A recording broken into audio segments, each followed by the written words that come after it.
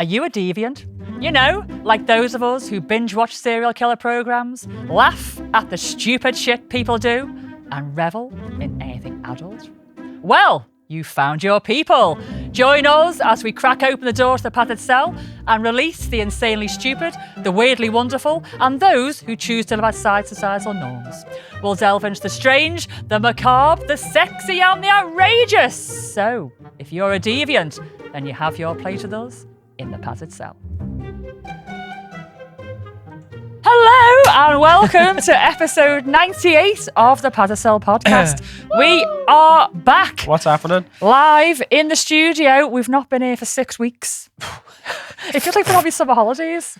It does, doesn't it? I mean, I wish it was actually summer holidays and not having like a meltdown. Like, but you know, 6 weeks since it's been in the studio. Yeah, well, I do have a meltdown in the 6 weeks. I know, but you've got little bastards, haven't you? Yeah. See, at the beginning of school holidays, you got all these plans, all this positivity about how it's all going to go. And then by the end of the 6 weeks, you're calling them little bastards 3 and days wondering in. why you've got 3 kids. Yeah. Why they're not a splurge on the sheet. Yeah. Yeah.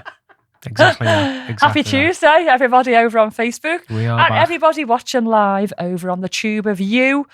And those over on Facebook, if you want to carry on watching us later, you can go over to Patreon and watch us on YouTube as well. Patreon.com/The Padded Cell podcast.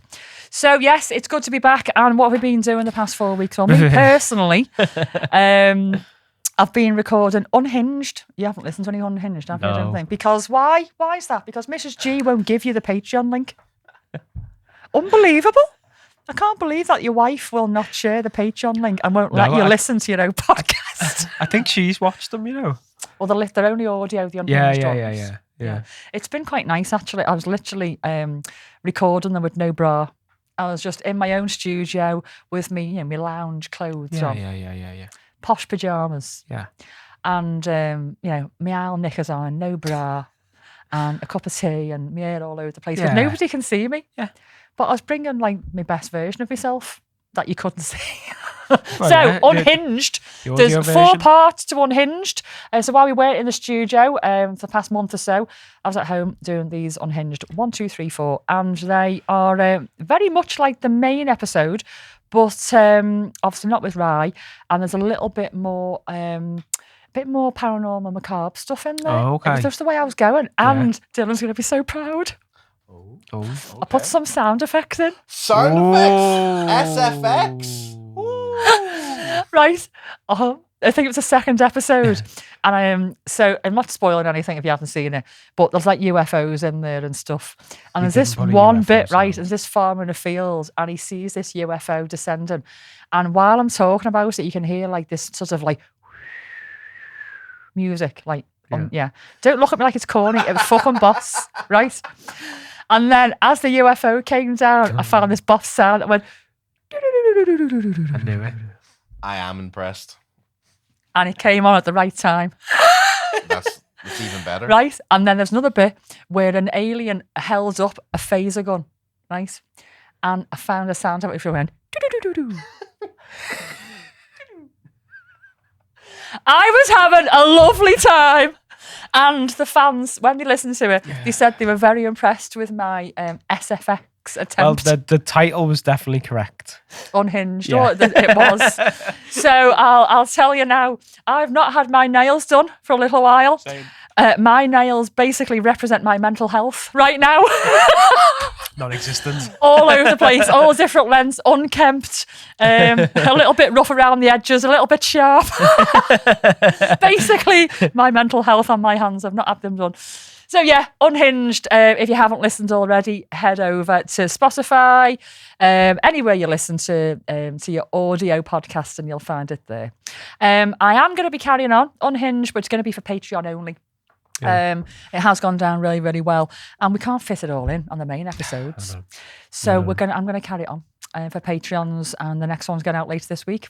I'm hopefully going to do at least once a week, if not be a little bit more spread out. But yeah. So another thing that happened recently, you were there. There was a re-wedding on Friday. There was, yes. So, two of our really good friends, Orange and Yeah. Pearl, Yeah. they renewed their wedding vows on Friday, didn't It was they? nice, wasn't It it? was really nice. I was celebrant for the second time, and to people that we know, and it was really, really, really lovely. It was in the club, Yep. wasn't it? All the nicest people that you can find in one room, celebrating two Kingsters renewing the vows. It was just a nice bunch really of people, lovely. weren't it? Yeah, really nice. And obviously it was a little bit kinky as well, wasn't it? I mean, normally when I do these things, there's no BDSM and kink in there. It's all like, I love you forever and all that kind of thing. This is like, yes, if you bend over, I might just beat you kind of things in there, promises. It was brilliant. Yeah. Really, really, very, very good. Anyway, so today is the 26th of August. We've got 31 people on Facebook. Oh, they must have missed us. Somebody said, I'm the opposite. My nails look nicer when the mental health is shit. Oh, okay. No, not me. Fucking space now. So 26th of August today. And we've got a few on this days. Oh. I mean, on this days for Unhinged have been like quite like ghosty or possessions, cursings, UFOs, that kind of thing. So Unhinged is just a little bit darker. I'm going to listen to them. Please do. Seems like, you're part of the battle cell. So when I talk about it, you just go. Yeah.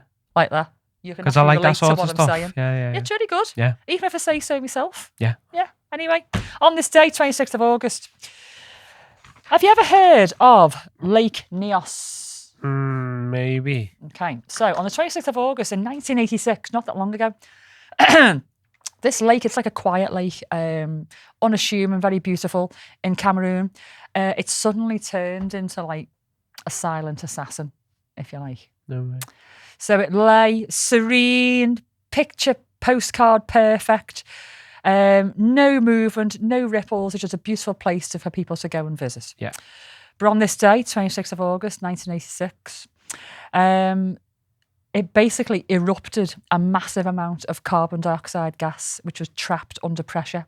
No way. In the depths of the lake. Now, actually, this lake is in the crater of a volcano. Yeah. And it's been dormant for pretty much forever. Yeah. And without warning, the lake, it literally burped.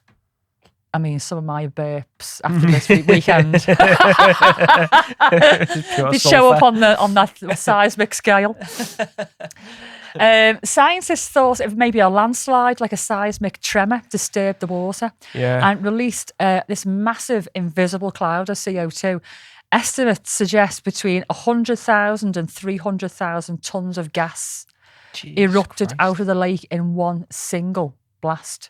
Suffocating blast, actually, because by the next morning, 1,700 people were dead. What's in the local area? Or yeah. So what happened? It erupted. The carbon dioxide erupted into the air, but carbon dioxide is heavier than oxygen. So it basically settled, and it was hugging the ground and like rolling across the ground. And as it was like creeping through the village, it was just knocking people dead, and literally just dropped. Pure carbon dioxide, yeah. And so 700 people were dead, they think, if not more, and thousands of cattle and wildlife as well. Yeah. So survivors, there were some survivors, they said that when after the disaster, they said it was described as waking up to entire families and even villages frozen in place, lifeless, as though time had stopped itself. What a weird How mad's thing, that? Yeah. This one survivor called Joseph Niquain, I think it's how you say it. Sorry, Joe, if it's not. Saying it was though the world ended overnight. Imagine, you don't know what's happened. Well, of course, yeah. And then you walk out your door and all your cows and your sheepsies are dead. And, like Bob next door is like... With no sign of distress or... Yeah, nothing. You must be like, what the hell's gone on? Yeah. And obviously by that point, the CO2 must have dispersed. Yeah. Yeah. He said the air was still quite thick though. It was like you'd been like breathing fire, like when you get that burny thing in the back of your throat. Yeah. So scientists were baffled. Some thought it may have been like a chemical weapon attack or maybe even something supernatural. Yeah. But eventually they pieced it all together and it was called a limnic eruption. And it's very rare, one of the rarest type of eruptions, it says. A natural disaster, obviously. And there's only ever been 2 recorded. Cool. So I was wondering, what are they doing to stop this happening again? Because if it's a volcano, it can happen again anytime, couldn't Yeah. it? And obviously the population's grown around the area. Mhm. So engineers have drilled pipes into the lake, which slowly releases the gas. So it does actually still build. So it Yeah. could have happened again if they hadn't put these things in place. So it's like a massive safety valve, isn't it? Yeah. On this massive like soda bottle. That's what it is, really, isn't it? Yeah. How mad's that though, waking up one day and all your neighbours and your animals and everything are dead It's a good way to go, and though. you can't see. I don't know. Because I mean, it'd be like Total Recall. Have you seen Total Yeah, yeah, Recall yeah. when they go to Mars? Yeah. And they start breathing I in the non-air suppose, yeah, and they get yeah. and they start to bloat and their eyes pop out and everything. Yeah. Soz. I know it's early. Do you reckon it's scientifically accurate? Total Recall. No. Yeah. But I think if you're oxygen deprived, though, it's not going to be a pretty death. If you're asleep, though, do you reckon you just... Nah, I don't know. Would you fight it? I don't know. No idea. I don't really want to try. No. So, I'm into breath play, but... yeah, That's- definitely not with CO2 and no No. oxygen whatsoever. Yeah, no. So, again, on this day, 26th of August, 1883. How long have we been going for, Dylan? We've been going for exactly 10 minutes. That means Facebook's got to go. That sounded really evil. I haven't quite got my shit together and I'm going to be really inappropriate at times. So we're going to go off Facebook. If you want to carry on, head over to patreon.com/the Poddistill podcast and you can watch us live from there. If not, we'll see you on Thursday. Bye. Oh, there we go. Right. Oh, no, we're not off. Oh. Ending. Here we go. Right. So, 26th of August, 1883. So, the world, it says here, cried out in rage. Very dramatic. I was reading this thing and I'm like, I've got to quote that. Cried out in rage. Who thinks of this shit? On a tiny island in Indonesia called Krakatoa. Oh. You heard of Krakatoa? It's a cracking name, that Krakatoa. I mean, with a Scouse accent. Krakatoa. Krakatoa. My ex had a really, really thick Scouse accent. He would have spat that everywhere. Is it not a mountain? Krakatoa. No, it's an island. Island. There might be a mountain called Krakatoa, though. Yeah. Anyway, Maybe So- I just always assumed it was a mountain. it's another volcano, though. But Right? yeah, there we go, yeah. So it's an island with a volcano on Got it. you. So maybe Yeah. that's where you've got it Yeah, from. yeah. But it wasn't just any old volcano. This was like the rock star of volcanoes. This was like The Dazzy. the fucking doozy. Yeah. Yeah. And it went off one day Mm. in 1883. And it's still considered to be one of the loudest events in human history. No way. Let me tell you more. So the blast, when it went off, so we're talking 1883 here, a long time ago, it was heard 3,000 miles away, right?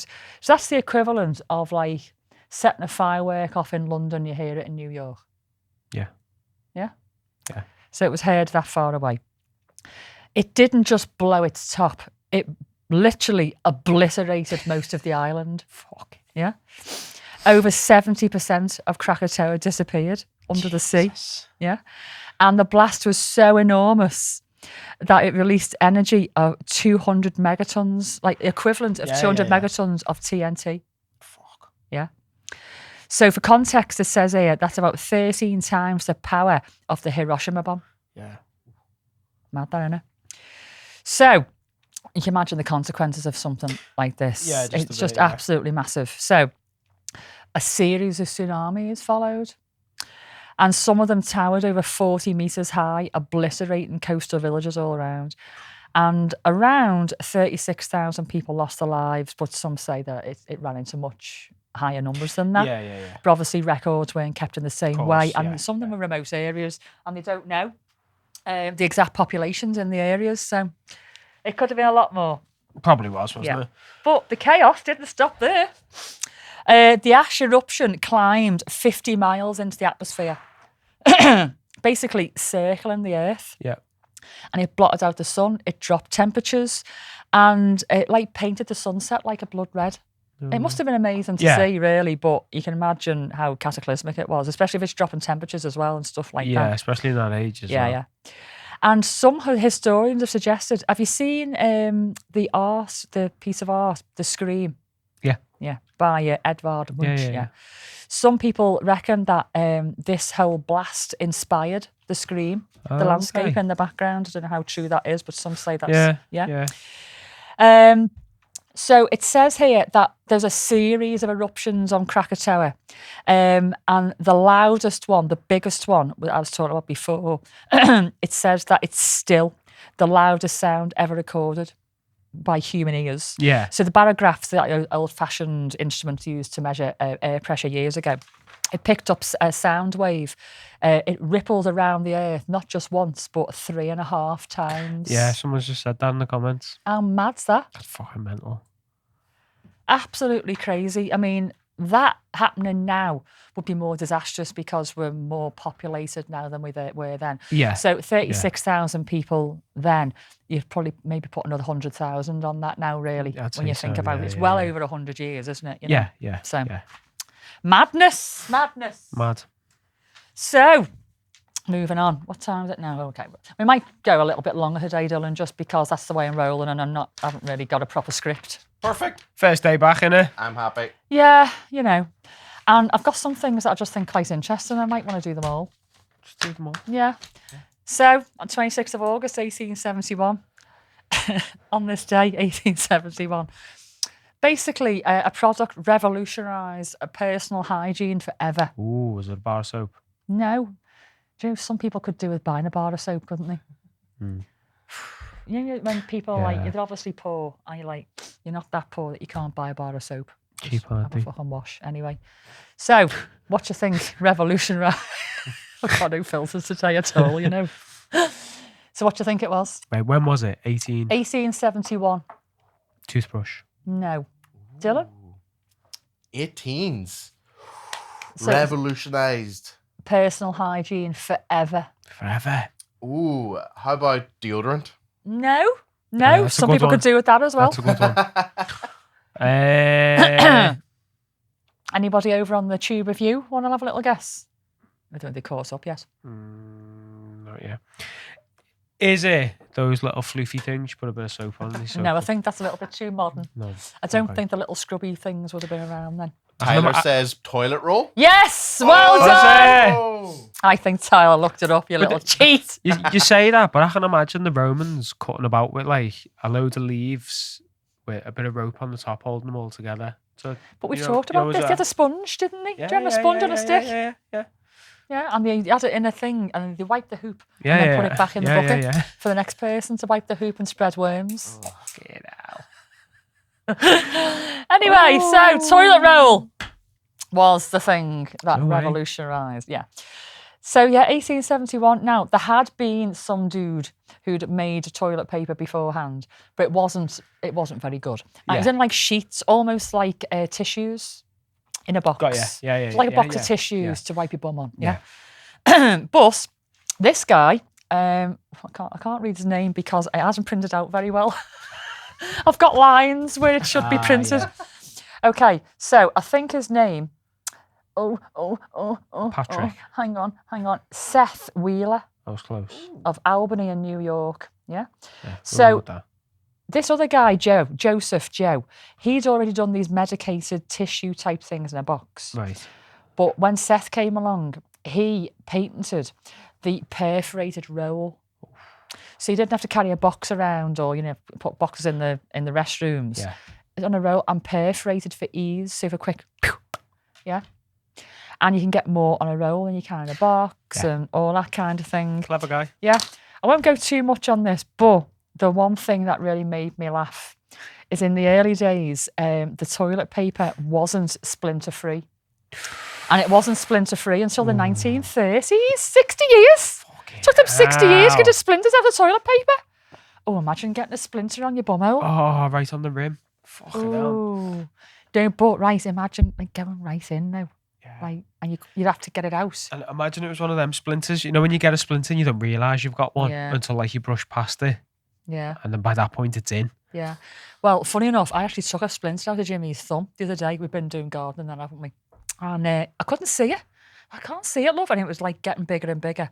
So I got my little surgical field out. Oh, yes, yes. I still have all these things. It was like a single use, aseptic field. Oh, yeah. All my little fucking tweezers, scalpel, Oh, yeah. all that. Because Oh, yeah. it had grown a callus over it. Oh, shit, yeah. It was like shit, cleans it all off. I was just like picking away in my fucking element. I was. Yeah. I was Is like, it iodine? Boss.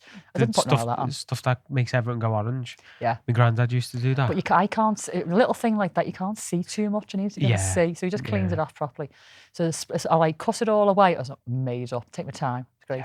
Then like it went do.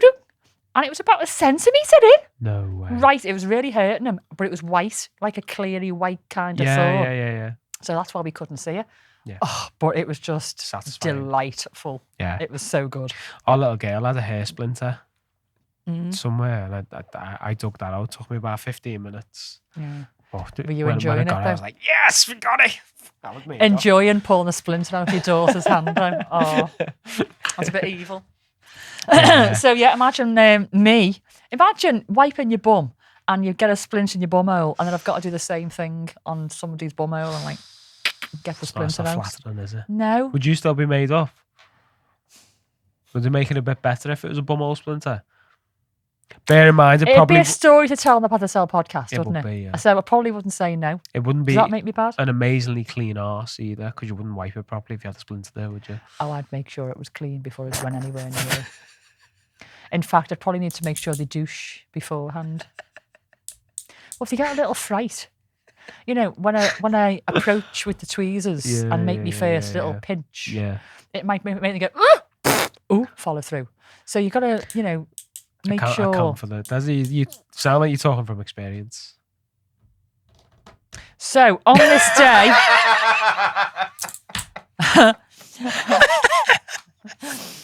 I'm not ready for that yet. So we've all heard of Jack the Ripper. Yes. Thank God for that. I know him. If you just said, I think I've heard of him.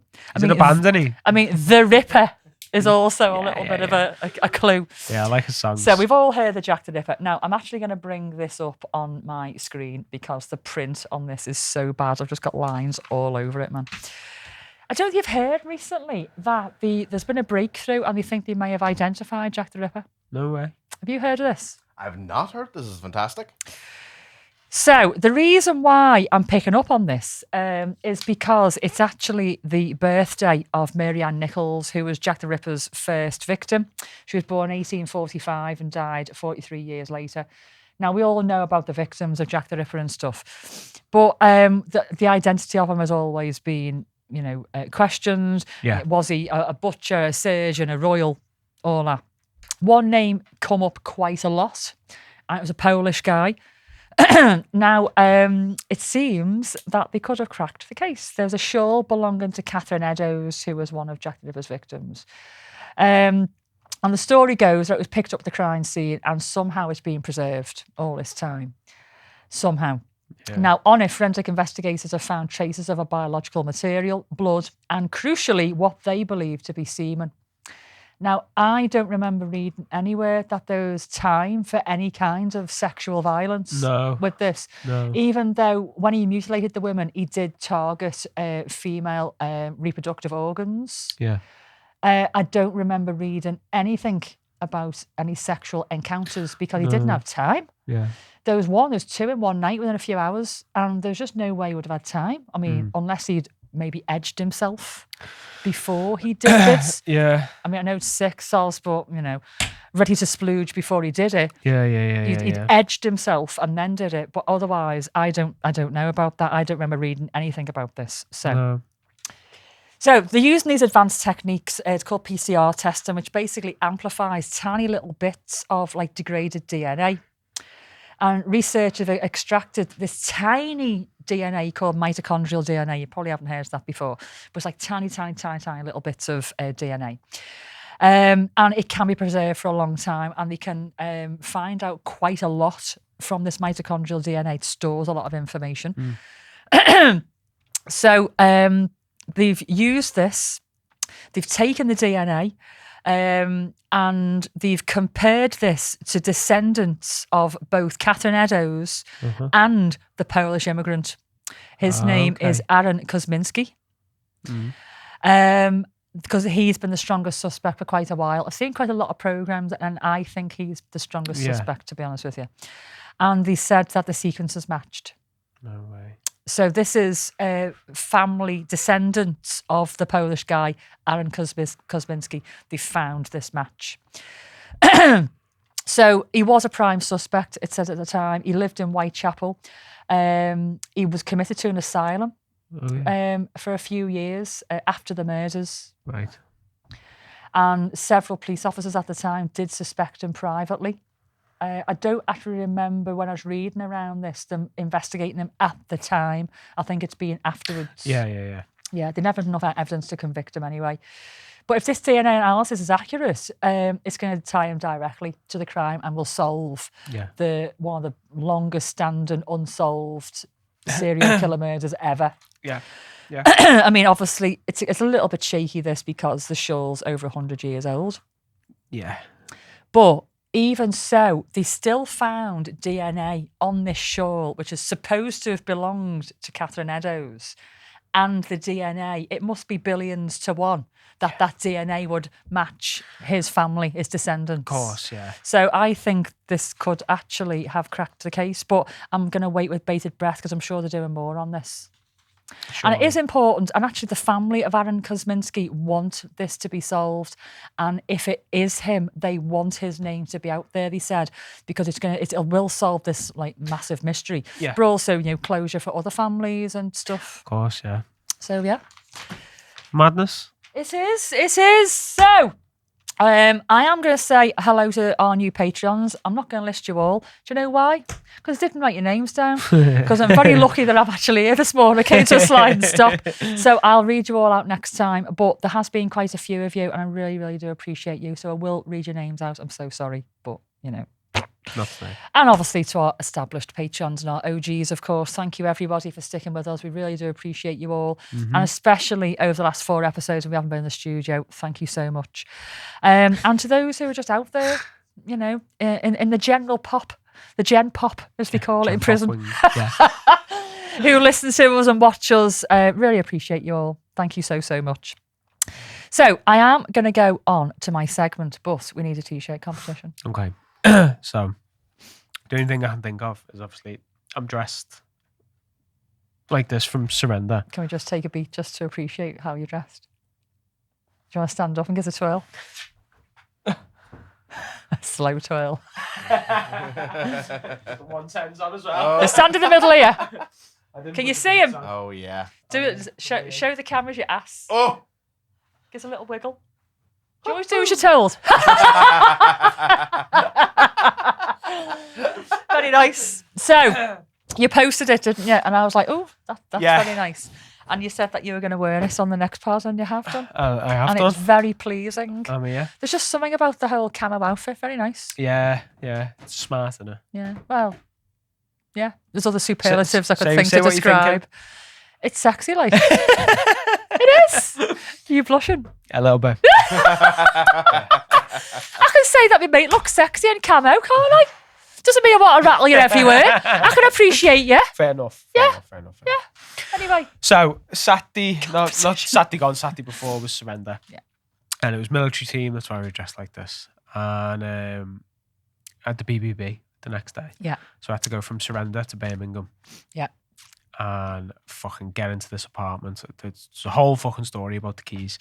But I couldn't get to sleep, and because we were out on we were in the town centre. So ended up getting up out of bed, sitting on the edge of the bed, opened the curtains, and I was like, actually, it's a pretty fucking nice view, to be fair. So I always thought Birmingham was a shithole. Sorry for anyone. There we go. Back it up. There we are. Oh, nice. Let me come in a bit. Yeah, there we go. That's very nice. So, for the competition, what time did I take that photo? Ooh. I need the exact time. Exact time? Fucking hell. Hour and minute. I was going to say, seconds. Dear me.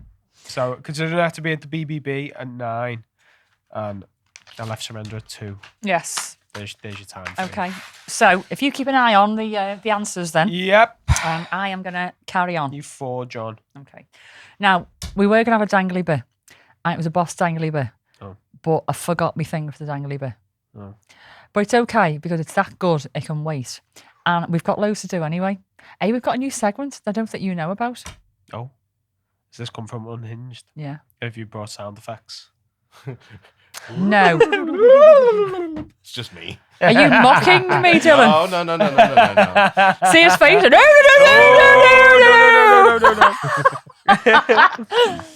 No. Yes, there's a new segment, and I've done it in each of the Unhinged, and people have loved it. Some people have said they need to do it as a separate thing altogether, but I don't think so. So that's coming later on. So I won't have time to do a dangly bit if I did that. So I'm going to carry on. Okay. I am going to do a BDSM subject because we haven't done BDSM on here for a little while. Good. I did do a BDSM subject a couple of Unhinged ago, which was really good, actually. It went down really well. But on the general, how the fuck am I supposed to take you seriously when you're just sitting there like that? Why, though? Why, though? I don't know. It's not relevant to anything at all? No, you're just sitting there completely covered up. Yeah. I know why he's doing this. I know exactly why. Fuck off, you. What? It's the eyes. It's the eyes. Is it? Because every time he goes online and he has his mask thing on, everyone goes, oh, look at those eyes. It's all in the eyes. And now I can only just see your eyes. I can't put a I'm going to put one on. I'll flatten my hair. What is it? Is it one of them? Yeah. Why have I got to put one on? Put it on. With my glasses on. Yeah, go on. Right, to tell you what, after this though, I think we could maybe do the next one with these on. But, to be honest with I you, won't be as bothered about my hair. Yeah. Right, I'm going to carry on. You fucking distracted me with your eyes. Right, so BDSM. Even if you're not into BDSM, this will give you some food for thought about communication and stuff like that, and communicate in difficult situations. On your BDSM journey, yes, I'm asking you, and I'm asking the people on YouTube. How many have we got on YouTube? We have 18. Fuck off, really? Mm-hmm. I don't mean fuck off on YouTube. Okay, right, so we've got some kinksters or those who are interested. Yeah. Have you had a scene which has gone wrong? Badly wrong?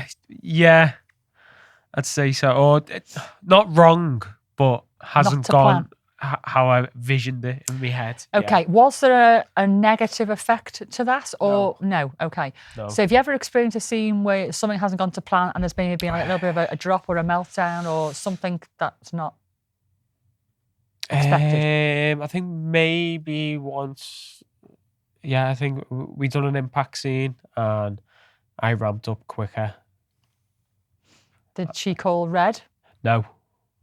Didn't call red, but it was just what like happened afterwards? the mood was lost, if you get what I Okay. mean.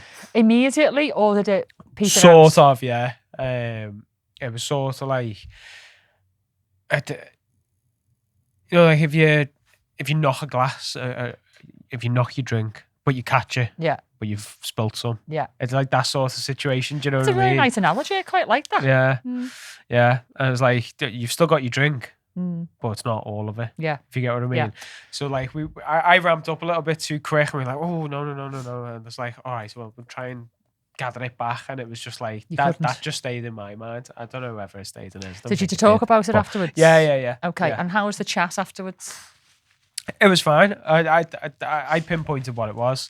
So I was Mrs. like, G didn't pinpoint it, you did. I did. Well, she pinpointed this, she knew, but like I wanted to bring it up just to be like, I'm Okay. aware of. And did you do it straight away or a little bit afterwards? It was afterwards. Okay. It was just so in the moment I was like, right, yeah, that was too much. Let's fucking. So you recognised wallow that. back down. And it Yeah. affected your mojo? Yeah. Okay. Just goes along with what I'm going to say. Anybody over on YouTube said they've had a scene go wrong? Pesh, yeah. Always accidents. So, at Townhouse, we've done, we do School of King, as you all know, and I created a brand new workshop recently called the Oh Shit Workshop. Yeah. The Oh Shit Toolkit, basically. And it's what to do when things go wrong. Yeah. And it went down really, really well. And there's something that I tried to tie into the whole course as I was writing it. And it's called forensic aftercare. Okay. Okay. I haven't made that up, by the way. I can't claim forensic aftercare. It is something that's out there, but it's not talked about enough. So, we're stepping into a territory that a lot of kink spaces, podcasts, conversations would avoid. Right. Because I think we need to do it. Let's do it. And it is when things go wrong and what to do. And Yeah, I'm yeah, not yeah. going to go into, so if you do this, you've got to do that. It's more about identifying and then how to avoid it happening again. Yeah. So we're not talking about safe words. We're not even talking about what we would classify as aftercare with blankets and chocolates and, you know, all that kind of thing. Why are you frowning? I just caught a glimpse of me hair. And I thought somebody had said something crucial on YouTube then, and you're looking at yourself in your No, phone. just- Mate, we're live at a podcast. hey, look at that angle on the telly. There's nothing wrong with your hair. No, but who do I look like? Hitler.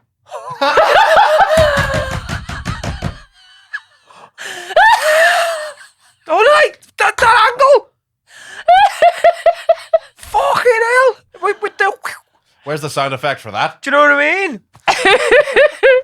Okay then. So I mean, he's obviously be dressed smarter, but Jesus Christ! you don't. Oh yeah. You do. You do. I'm sorry. Not when you look at me like that. It's Yeah, like the other it's angle. this, isn't it? It's there, that yeah. angle. Yeah. Okay. Mind Fury. I'm not going to do the salute. No, you No, can't. Do not. You can't. But I know what you're coming from. Where you're coming from, though. Yeah. Yeah. Anyway. Sorry to interrupt. Yeah. So. So we're not talking about safe words. We're not talking about aftercare with blankies and chocolates and all that. Yeah. We're talking about what happens after that. Yeah. So the scene's over, the ropes are off, the fucking shackles are off, and something feels wrong. Sometimes you can't always identify what it is. And this is where forensic aftercare comes in. It sounds a bit clinical. It sounds even a bit harsh for Yeah. something which shouldn't be so like clinical and stuff. But it's actually a really important tool, and we very rarely talk about it. Because sometimes what we need after a scene, it's not just reassurance. When things go badly wrong, it needs almost have an autopsy. That sounds very dramatic. Yeah. But I've seen a couple of scenes, and one we didn't think went wrong until a person came to us afterwards and she had PTSD. Yeah, I know what scene you mean. But we've had a couple over the years, and it literally does need a bit of an autopsy of like, okay, where along the journey did that go Yeah. wrong, leading to PTSD? We're talking about people here who can just go like this, you know, anything can flick that switch. So we need to Yeah. figure out what that was. So forensic aftercare, what is it? So it's intentionally debriefing a scene, not just for comfort, but for assessment. And it's like a process of calmly, respectfully, retrospectively, honestly unpacking everything that happens when something goes wrong. So it's physically, emotionally, psychologically, interpersonally. And it's different from traditional aftercare, with that nurtures on like nurturing, focuses on nurturing and grounding. But forensic aftercare is more about seeking the truth, and it's care, but with accountability. Oh, yeah, I've had accountability in my head Yeah. since you started talking about it. It asks a lot of the tough questions. Yeah. Now, obviously, you wouldn't ask this straight away. So at the end of a scene, sometimes the last thing you want to do is talk. The top's exhausted, the bottom's been Yeah. through the paces, they just want to like wrap themselves up. But if you know your sub or your bottom, you know that if they look different after a scene than what they normally do. So if somebody doesn't normally go into themselves, go very quiet or whatever, and then all of a sudden they do, is this something that's happened during the scene, or is it just they're having a massive drop? Yeah. That is not the time to ask these questions because they're in that space. But it's definitely something to have in the back of your mind of like, they just don't seem right here. You can do an immediate check-in if there's something we need to talk about, Yeah. or can I do anything for you right now to make you feel better? But I think the important conversation needs to happen when you haven't got all that going on.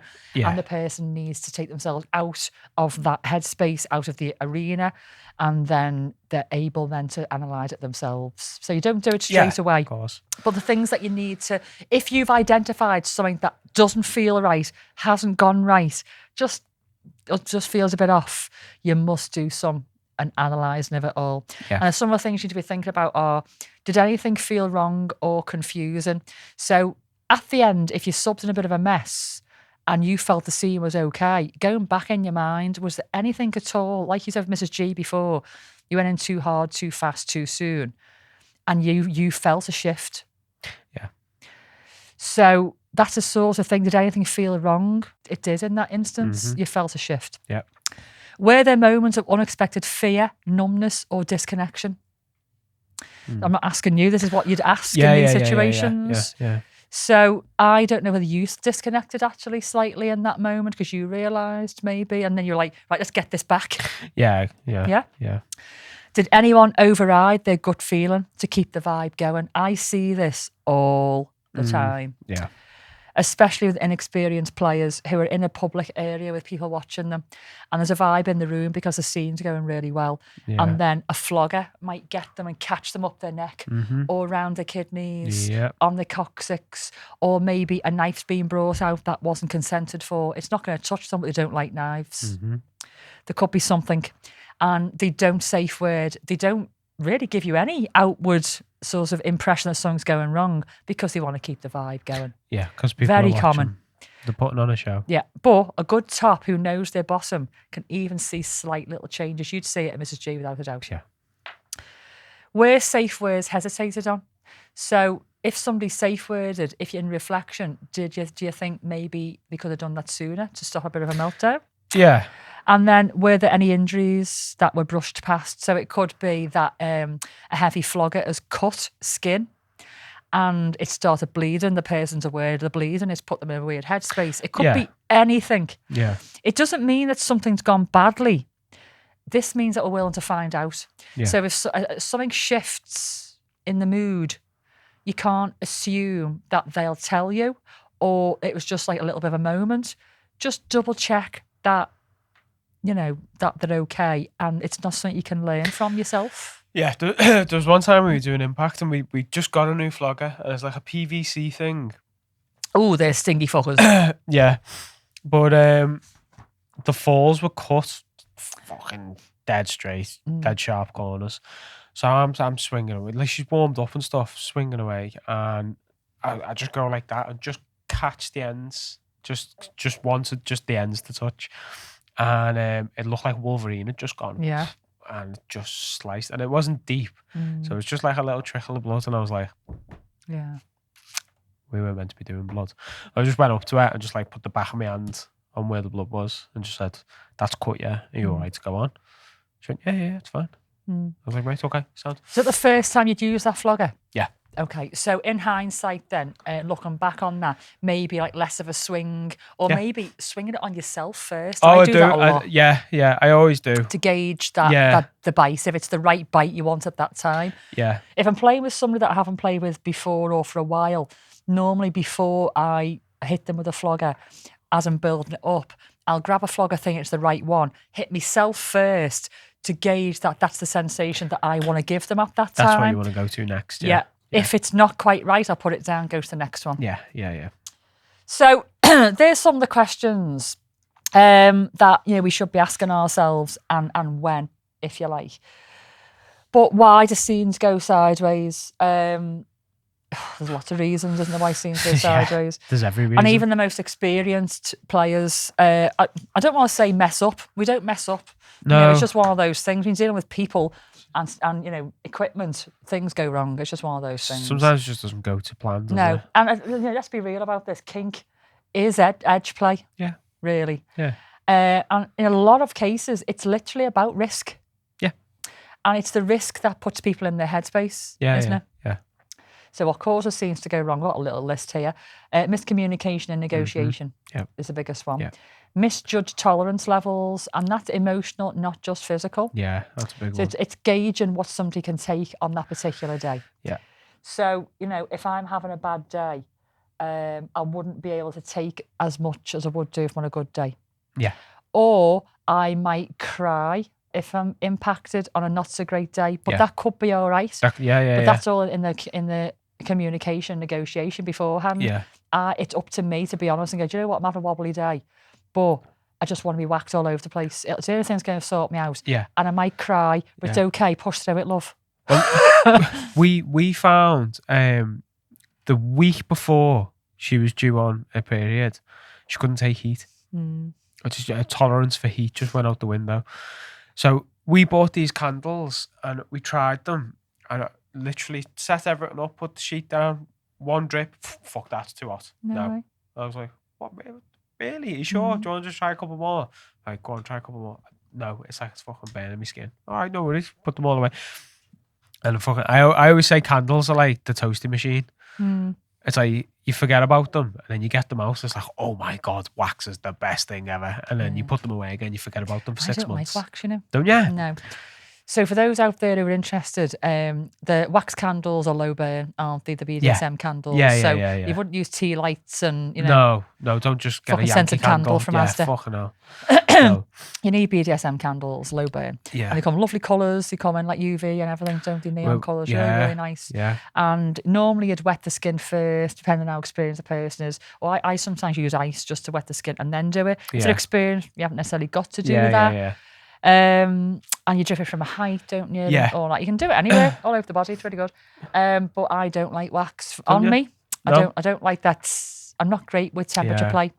I've had to tell Jimmy now, don't do any cold play on me. Yeah. Cold play. Don't play cold play while we're seeing it. Because it just sends me out of my headspace. And the wax, as soon as you started dripping, I was like, like a fucking big baby. But no, we're there. So we put the candles away a couple of months and then we're like, should we do a bit of wax? Yeah, go on. Same again. I was like, maybe you just don't like wax. She's like, no, we do like wax. It's just dead hot. So we got another brand.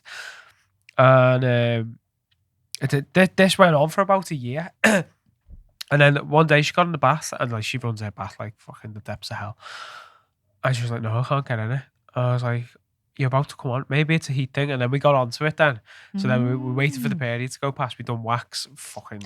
But if you think about it, when you're menstruating, your tolerance levels in general for are not great. Yeah. You know, you can be a bit more fractious. Yeah. So maybe tolerance levels for her also means, sensation. Yeah. Okay, that's really interesting. That's something that really we knew it was interesting. something. We just didn't know what it was. It took us about a year. But you wouldn't find it out with just like a casual play partner. That's literally playing with somebody all the time, isn't it? Getting to know them. You might go to the club and it might be the exact same thing. You get the candles out. You've been speaking to them for weeks. Drip, drip, drip. No, can't do it. But imagine if this was somebody else and you dripped wax on them and previously it'd been fine. On this particular day, it wasn't. Yeah. And they didn't tell you. Yeah. But you maybe noticed something, but you're like, shall I bring it up now? The scene was great. It's fine. I'm sure they'll tell me. They had a good and time. That might then stop them doing it again. It could be a trigger. Yeah. So, thank you. Ooh. I'm probably not going to take a note of that, to be honest with you. Apart from when we're due to actually finish in the studio. Okay, so other reasons why things can go wrong. Subspace and top space confusion. So what I mean by this, I'm going to say subspace, but when you're in a subspace, sometimes you can't always see the wood for the trees if you're away with the mixer. Yeah. And you don't always know that something hasn't gone to plan, especially if you've talked about it before. Yeah. Or you've gone off piece because you're just sort of all over the place. And all of a sudden, wham, something happens and you go, the fuck was that? And you sort of this confused moment of, did we agree to that? Should a safe word? Because you're in such a massive low subspace. Yeah. Same for the top as well. Sometimes when you're, I don't think I ever have a top space when you're playing, when the adrenaline's really going and you're feeding off the crowds and all that. Sometimes with a top space, you can't always read your bottom very well, or you might go in for something that you wouldn't normally because you're just like riding with it and stuff that's like hormonal top space kind of thing. And you might just like push something a bit further than you should. Yeah. Drop kicking in early as well. If you've pushed somebody too soon and they drop during the actual scene, that can be a real big problem. Yeah. Panic responses or trauma triggers. I've had this before. I've actually had this in a group scenario with somebody watching the scene. No way. They weren't even involved and I had to go and debrief with them. Wow. Yeah. Equipment malfunction. I've literally had a handle like and a flogger detached. Yeah? Yeah. It's gone flying across the room. Literally. It was an oldish one and the the handles there, the tails like that, Yeah. and they were screwed in the middle. I know, yeah. And it was nice. It was all right. I liked a bit of a chain on it as well. Yeah. It was really nice. And as I was swinging it, it must have just been like loosening up and loosening up. Thank God there was no in the direction I was swinging, because you see how fast I flog. I was just like wrapping it around my head like that. It went, whew, and it went, fuck off over the room. Yeah. My first thing was, oh shit, duck, everybody. And my second one was like, oh, what's your favourite flogger there? Oh, shit, yeah. But I couldn't trust it after that. We went to do a forced orgasm scene once, and tied it up, got it ready, hooded her, went to turn the wand on, hadn't charged her. Ah! A forced orgasm scene without a sex toy, though. Yeah. Not bad. I know. I think you dropped a bollock there, didn't you? Not one of my finer moments. Not one of your finer Just like top whispered in her, moments. yeah. I was like, did you put the doxy on George? No. Yeah, sounds Please, well, I was going to say, you must have put your tongue to work. She doesn't like oral, does she? no. Just finger blasting. I'm her not head off. disclosing anything that hasn't been said before. You've Yeah. actually said this yourself. Yeah, she doesn't. That blows my mind. She's a nutcase. You know, I mean, I know there's reasons for all these things, but it's like, it's the best thing ever, isn't it? What a fucking waste. I know. She What a waste of a perfectly good tongue. she's unhinged So here. because she's unhinged because she only likes her if she's in a weird position. Okay. So, like, if she's just naturally on her back, legs open, can't enjoy it. That's what she got to be doing, like But, anger like, from monkey bars or if something. If she's on her front and I'm like lifting her up. Okay, yeah. So Do you from get what I mean? behind, yeah. Oh, okay. But a few cushions she'll enjoy underneath. it. Yeah. Give me some ideas here. So I've just talked amongst ourselves about sex. Yeah. Okay, so she's all right like that. Yeah. Okay. So if it's not in a She's a complicated little fucker, isn't she? Yeah. Which I Yeah. like her. Yeah. Anyway, It's just so my brain though.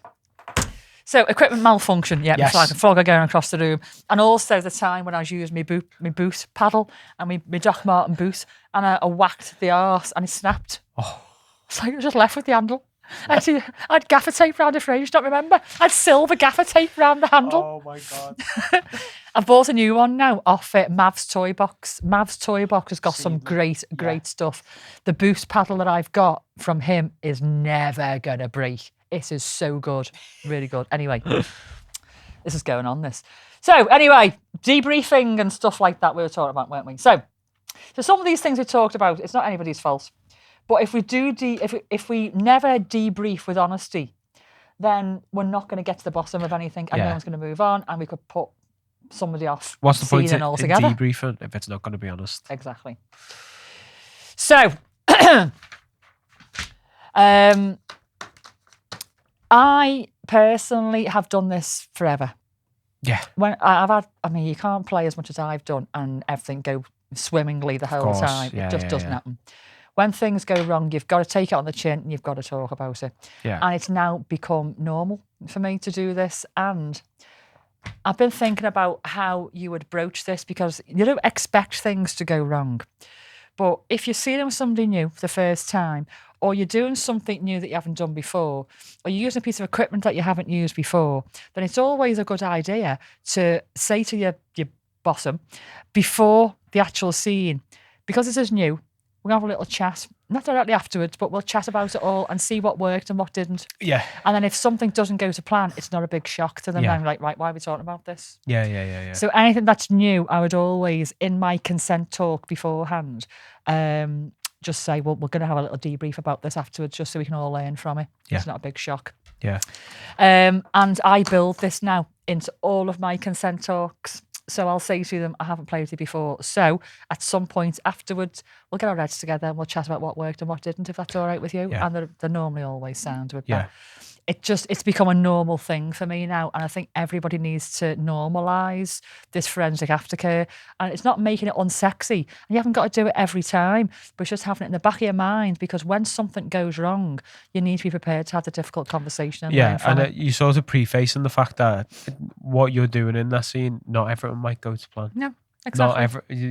There might be things that you do that they don't like, and Yeah. it's given them sort of a. Yeah. Remember when you said about the things I didn't like. Well, when you done X, Y, Z, I didn't like that. Yeah. Like that sound, yeah. Yeah. No problem. Exactly.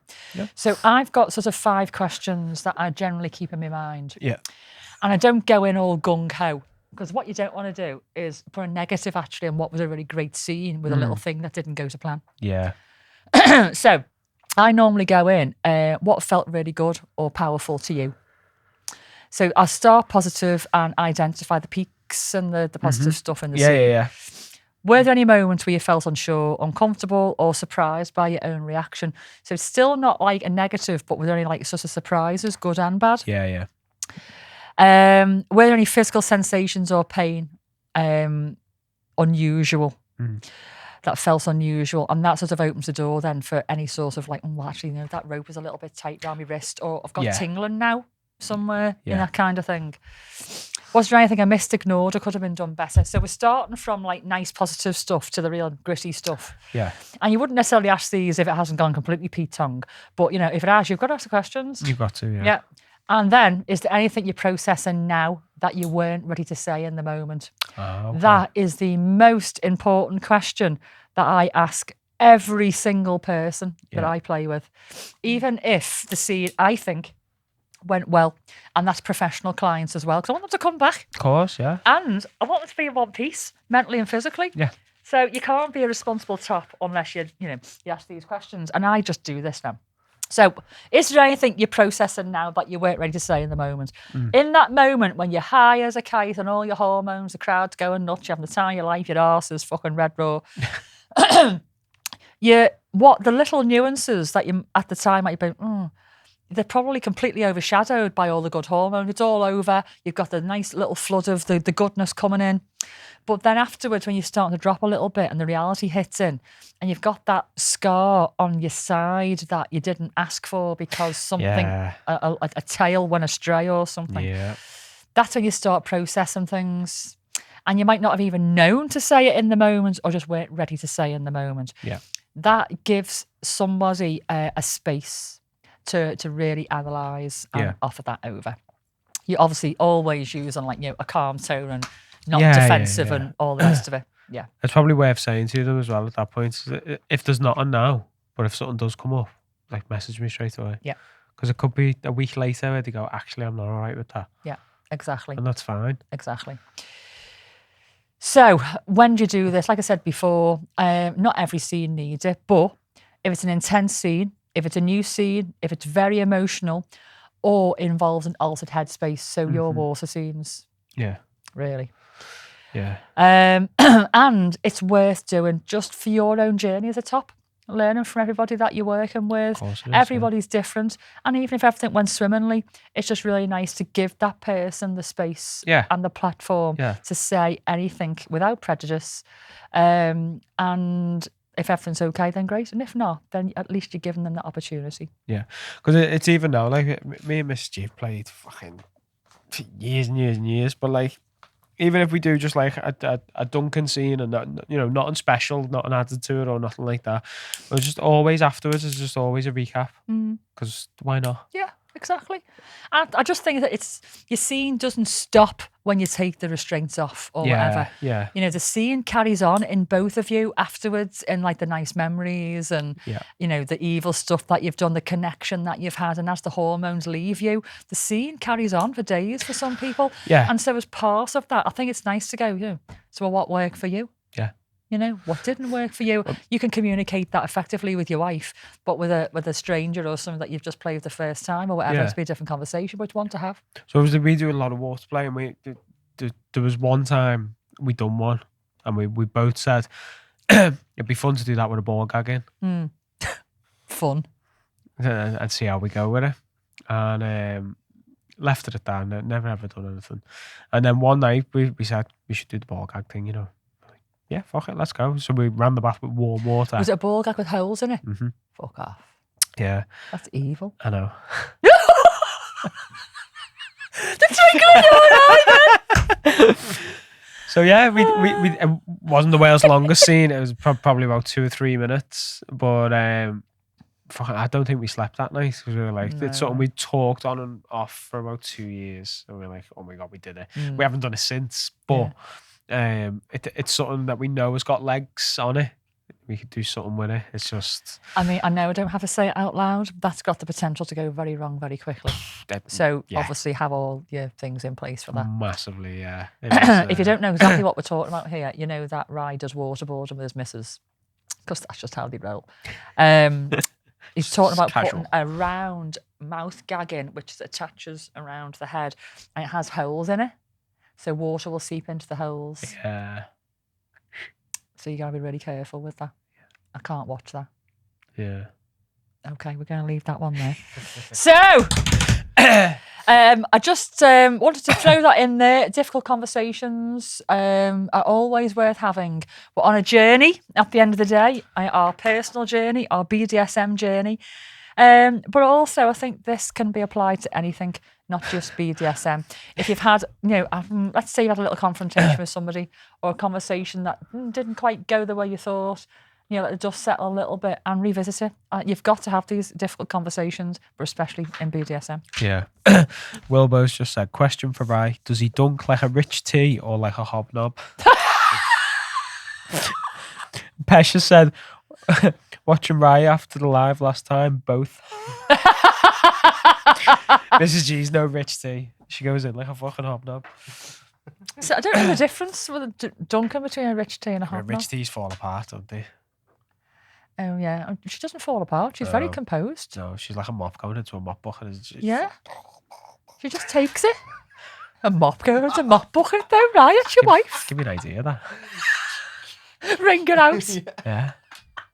Hey, she's got one of them spinner buckets, hasn't she? Oh yeah. Don't put her head in a spinner. Don't put her head in a spinner, mate. Please don't do that. Right, I'm going to move on.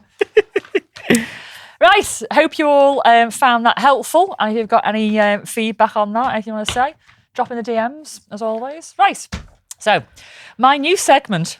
Here we go. My new segment is an Agony Ant segment. Oh, excellent. Like I say, it's been going for 3 or 4 weeks now. And I have a name, and people have started calling me the name when they're sending me the Agony Ant things in. Love this. Okay. And obviously, I like everything that I do is always on brand with the padded cell. Yes. Even my Patreon categories are outpatients, inpatients, visiting area, all that. Unhinged, padded cell, losing me fucking shit in real life, yeah. And so my name is Lady Lobotomy. Oh, that's good. I am the BDSM Agony Ant. Yeah. And people have been sending me, dear Lady Lobotomy, questions. So I've been doing 1 or 2 each unhinged, and they've been great. Now, some of them are funny, some of them aren't. Some of them are literally just, what the fuck am I going to do about this? Yeah. And feel free to chirp in if you want. Normally it's just me, but feel free. Let's go. Dear Lady Lobotomy. Can I be Dr. Dick? Yes. I've told my girlfriend I'm not into anal, but she keeps accidentally slipping a finger in during blowjobs. Is this boundary pushing or just enthusiastic curiosity? If you said you're not into it, you're not into it. And it's your girlfriend. And this is a guy. Yeah. Okay. So a guy has told his girlfriend he's not into anal, but she keeps accidentally slipping in a finger during blowjobs. Slipping in a finger, though. Little rimming. The full finger, just accidentally slipping a full finger in. Accidentally. I know, yeah.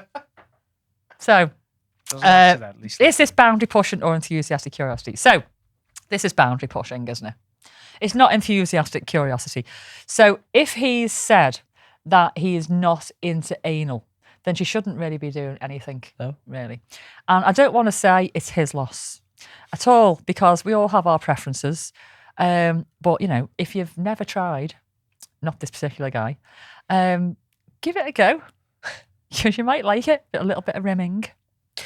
See, I'm the same as this guy. I don't like heading in. No, but a bit of rimming. Yeah. But he doesn't even say rimming. He's just not into anal at all. Maybe there's a thing there. And, an accidental finger, I mean, I hate to say it, guys and girls and everybody in between, that's sexual assault. Yeah, it is, yeah. It is. Yeah. If that happened in the club, that person would be ejected and the police informed if the victim wanted it. Yeah. So even though it's his girlfriend, boyfriend, it doesn't make any difference whatsoever. No. If somebody says no, it means no. It doesn't mean no maybe. It doesn't mean no, I'll give it a little try just in case he actually really likes it or not. Because you just don't know that might trigger a past trauma. Yeah, could do. So, no, it's not enthusiastic curiosity, and you need to have some words with your girlfriend. Strong. And just say, this is a boundary that you shouldn't be crossing, and it's made me really, really uncomfortable. Yeah. And I'll never be into anal. Condolences. Okay. Dear Lady Lobotomy, we'll do 2. I love flogging my partner, but he doesn't flinch, cry, or even react. This is so annoying. It's like beating a bloody mannequin, she says. How do I get the feedback I need without breaking his ribs? Okay, so I've had this. There are some people who just don't outwardly react at all. Now, there's could be 2 reasons for this. If this person has been getting hit for a long time, either by you and or other people, they can build up a pain resistance, tolerance, and they can build up scar tissue, especially on the backside. I know, top of my head, 3 people that have got such thick scar tissue on their arse from decades of being beaten, they will not bruise. It's like rhinoceros skin. Yeah. It's that hard. Yeah. So that's one reason. They might not be feeling it. Some people internalize everything, and that's their thing. Now, if this is your partner, I'm assuming life partner, but I don't know. If this is your partner, then this is a conversation to have. Like, this is a 2-way exchange. It's not just about his pleasure. It's about your pleasure as well. And if you're not getting the reactions that you want from the flogging, then why are you doing it? Really? Yeah. It's otherwise you're just like a service top. Yeah. And I've seen that a lot Yeah. over the years. You're a service top. You're not a dominant at all. So you need to have a conversation and just ask, is there a reason? Because he might be holding in because he doesn't want to show weakness as a male partner. Maybe, yeah. He might be holding in because that's just the way he copes with pain. Yeah. Some men don't want to cry or flinch or whatever, It just might just be the way he is. Or that there might be that he genuinely isn't feeling the right amount of pain that you need to react. Some people have got a very, very, very high pain threshold. Yeah. But you won't know until you ask. So you've got to have the honest conversation. Similar to what I was saying before. I'm not getting these reactions from you. I quite like these reactions, though. Is there a reason? Because I feel like if I hit you any harder, I'm going to break a bone. And just ask. And if it is because the scar tissue around and about, then there's other parts of the body that you can use, and you haven't got to just hit. You can get responses by other things, not just flogging. So it could be that flogging's just not doing it for him. Maybe you think that's what he wants and he doesn't. Try other things. You might get a better response. Get yourself a rubber dragon tail. A rubber dragon tail. I mean, they make you jump. Quite literally. When we were at the BBB, he's got these new ones. They're thick. It's like, you know them metal floors, and it's got like the little zigzaggy bits on them. Yes. Well, he's got that rubber, and he's made the dragon tails. And I said, "Have you tested them?" No, I've hit my arm with it. I said, "What the fuck's that gonna do with a dragon tail?" I said, "Because that is not No. that." I said, "Get one, hit the back of my leg." So he fucking bang gets me calf, and I heard a hit. And I was like, no, aftershock. And as I turned round to say to him, "That's all right there." Fuck me. Yeah. I felt it it was like the epicenter in the middle of my calf, and then it came out. And I was like fucking hopping around the BBB, cut. There was blood. I was like, There's blood as well? God. Yeah. Cut off one hit. Wow. But they're tested now, so. Do you know, I get a little bit of an aftershock with certain things. Yeah. My curved slapper, my Lady C slapper. Yeah. When you whack me on the arse with that, I did like a bit of a, ooh, like a delayed. It was like a quick bang and then a ow. It resonates in. Yeah. Oh, man. And then comes back out. That slapper is just ruthless. Anyway. As it should be. As it should be. So there are a couple of lady lobotomies. We've had... I like them. The previous one was somebody wanted humiliated in public. Oh. How would you feel about that? So let's just... Somebody said she humiliates him at home and everything, but he wants her to take it out into public and humiliate him in public, like supermarket, pub, that sort of thing.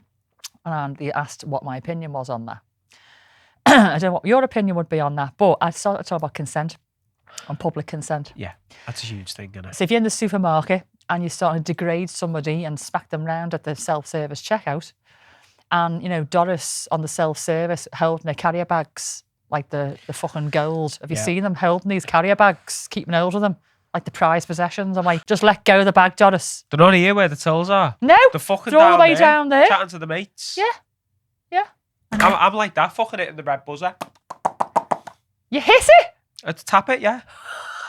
It's fucking flashing red because I'm getting don't click. I'm getting ID for a monster, and she's down there fucking.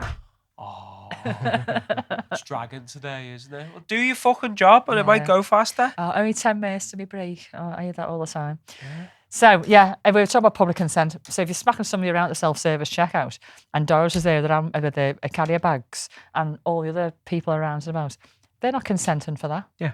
And what if it triggers them? Yeah. There might be a past life trigger there. Yeah. And especially in the pub. In the supermarket, they're probably not pissed. Yeah. But in the pub, in the restaurant, they could have had something to drink. Yeah. They're going to come over to you. And also, there could be children. Yeah. So, no to doing all that shit in public. We done a public scene once. It was in winter, so she had a hoodie on. And we were going into Asda, and I thought, you know what, fuck it. So put her arms in the centre pocket, handcuffed them. And it was just... But you can't see, can you? No, it was fucking hilarious. She was like, I really want that drink. I was like, well, get it then. Yeah. And she was like, no, because people see the handcuffs. I'm like, well, if you want it, you can get it. I'm not saying no, I'm just not picking it up for you. And we had a laugh. And it was just sort of a little bit different and just fun. But it was like just between us two. It didn't have to be, showboated to the world and all that. The simple things you can do in public, actually. I did one years ago. There's a guy that used to come to the club with his girlfriend. And we went out for drinks and food with them one night in Lark Lane. Oh, yeah. And she was very, very, very subby bottom. And very pretty as well. And she was sitting next to me. Her partner was there, Jim was there. And we were having drinks. And she was being a bit bratty. And she was like quite doing all this, the hands. I went, right, your hands are pissing me off. Put them on the table. Yeah. So she just put her hands on the table like that. And if she tried to express with her hands or get a drink or do this, I used to grab her hand and I put it back down. And she sat there the whole time. Just like that. Just like she was sitting there. So everybody else, she's just sitting there. Yeah. So it wasn't anything dead obvious. Yeah. But as soon as she went like that, I'd go, put it back down again. So I just grab her elbow and put it back down. And a fella was laughing his head off. He went, that is so simple. But it got on her nerves because she wanted to drink. Yeah. And so I'm like, no problem at all. So I took the drink over with a straw. And she's like, with the straw. And would you like a crisp? Opened the crisp, and she wasn't going to feed off the table because there's people around, but she really, really, really wanted a crisp. She didn't, but because she couldn't have one. Yeah. So all that, so you can do things like that in public, which are quite clever, which are just not openly BDSM. Yeah. But you're still controlling somebody. It's mindset, itch on your nose, can't itch you. Yeah. Do not take your hands off that table. It's mindset. At all. And that was it. I feel like people, that's what the muggles miss about what we do. It's mindset more than anything. It's so much fun. Yeah. What we do, it's so much fun. Yeah. Right, so on that note, we're going to do a fetish factoid. And during my unhinged, I haven't had you there to do but apparently I've had people contacting me saying when they've been listening to Unhinged, because I've been going, do you know? And they've been going, the Muffin Man! Right, but there was somebody, I can't remember who it was now, and they said, the Muffin Man, but they had their thing on speaker, they must have been cleaning or something. And the neighbour went, the Muffin Man next door! Yeah! I swear to God, I am not lying. That's class. Anyway, so, do you know the Muffin Man? What clismophilia is? Have we had this one? No. Dylan? Haven't a clue. Couldn't even guess. Please. Fucking, what's the point of having a phone a friend if We've your friend had one doesn't know similar. anything? We've had one similar. No. Enemas. Oh. Yes, have you ever had an enema? No. Okay. You've never had chronic irrigation? No. Okay. So I used to have chronic irrigation every quarter because I used to get IBS all the time. Okay. And a friend of mine who also drunk her own piss. So, I was listening to this and I was like, would this not be a great idea? There's a reason for why she did it and it worked, but we won't go into that story for another day. So I went every quarter, I'd sorted my IBS out. Lifelong IBS to the point where I remember standing in a concert one night and I just couldn't stand up. I was keeled over with pain. It's that bad, yeah. And it's sorted out. And I might have odd little bouts here and there now. Yeah. But it's good. You feel all cleansed afterwards. I can You don't imagine it feel to be lighter. You haven't got that much shit stored in your bowel. Yeah. But you just feel, you do feel a bit squeaky clean. Do you? Yeah. Do Yeah. your farts smell after it? No. Just No. blast the fresh air. Yeah. It's boss. It's like roses.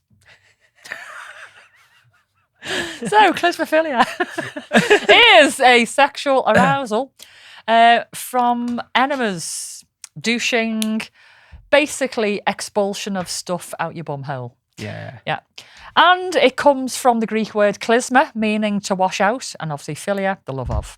Put it together, and you basically get people who have got kicks from having liquid squirted up the bum. And they do lots of different things. Yeah. Yeah. So it's not always water. Okay. It can be other things. Going back, right, I know this sounds a little bit like niche, but it's not. This has actually been going on for a long, long, long time. Back in like the Victorian ages, they used to use enemas for like things like headaches, constipation, even hysteria. Yeah. But I think somebody somewhere along the line back then realised that it can feel quite pleasant. Mm-hmm. So what is it? It's the feeling of fullness for most people. Oh, yeah. Sometimes it's the ritual. So I didn't do it as a dominant, but there are some pro-domies out there who do enemas, who will give an enema in the session. Okay. And they'll have them like in a ritualistic ceremonial pose on all fours, arse in the air. And, they'll do the enema. Sometimes they'll use water. Sometimes they'll use coffee, wine, milk. Even stranger concoctions. There's one, I've seen a porno, and a dominatrix was pouring champagne into somebody's bum hole. Not advisable. There's reasons why you shouldn't do that. But it was still bubbling on the way out. I fucking kid you not, yeah. So she poured a load in and then got him to pour the champagne back into glasses, and it was still bubbling, mate. No way. Yeah, I was so impressed. And there wasn't any poo particles in it whatsoever. No? No poo particles. No. So, champagne enemas, yeah. So why do they do it? It's the sensation, like I said, of pressure, fullness, and then the release afterwards. So if you think about the guys with the prostate, it might be putting some pressure on the prostate.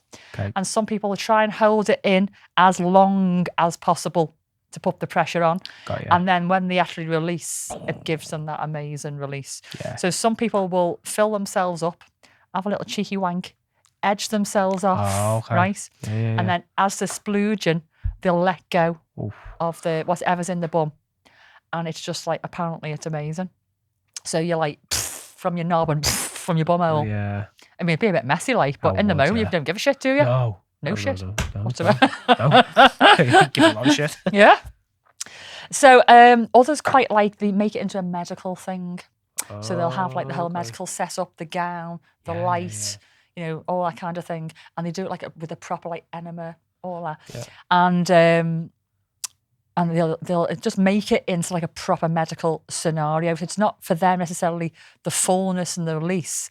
It's the medical side of it and going through a procedure, which actually isn't that dangerous if you know what you're doing. Yeah. So you feel like you're going through medical role play. Yeah. And actually having a procedure done, which you don't need necessarily lots of medical knowledge to do. Yeah. Medical role play is fucking huge, isn't it? It's massive. Well, I've been doing it for donkey's years, and I've only done a few things really compared to what's out there.